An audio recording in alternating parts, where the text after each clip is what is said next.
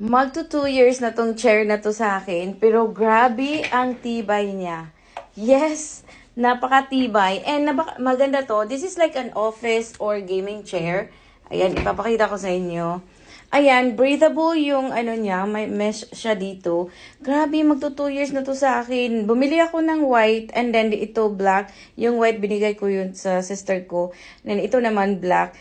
And then, mayroon siyang ano dito, yung headrest. Tinanggal ko lang kasi hindi ko kailangan ng headrest. So, yes, headrest.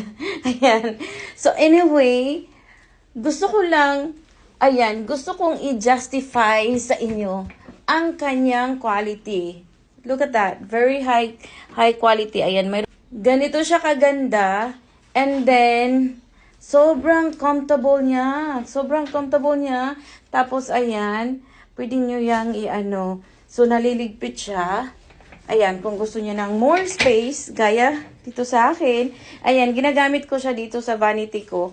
Dito din ako nagla-live, as you can see. Ayan, mayroon ako mga products dito.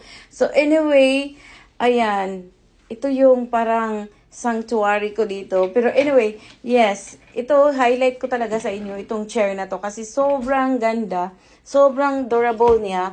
Imagine, matagal na to sa akin, mag-almost 2 years na. And then, na-adjust siya, may adjustan siya dyan sa baba.